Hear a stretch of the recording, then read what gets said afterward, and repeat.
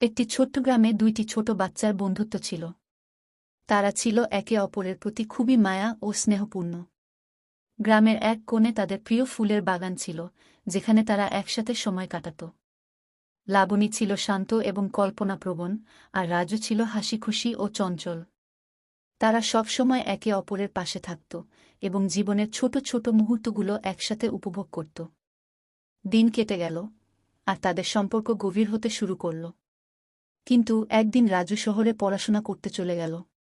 লাবণী তার বন্ধুকে খুব মিস করছিল। একাকিত্বে দিনগুলো কেটেছে তার। রাজু অনেক চেষ্টা করেছিল লাবণীর সাথে যোগাযোগ রাখতে, কিন্তু দূরত্ব এবং সময়ের কারণে অনেক সময় কথা বলা সম্ভব হতো না। কয়েক বছর পর রাজু ফিরে এল গ্রামে। লাবণী তার পুরানো বাগানে এসে দাঁড়াল। রাজু তাকে দেখামাত্র চুপচাপ দাঁড়িয়ে রইল, কিছু বলতে পারছিল না। লাবণী হাসিমুখে বলল, তুমি ফিরে এসেছ রাজু। রাজু মুচকি হেসে উত্তর দিল, হ্যাঁ, ফিরে এসেছি। কিন্তু আসলেই তো তোমাকে খুঁজে পাওয়া এত সহজ ছিল না। এবার তারা বুঝল, তাদের সম্পর্ক শুধু বন্ধুত্বের চেয়ে অনেক গভীর ছিল। তারা একে অপরকে ভালোবাসতে শুরু করেছিল।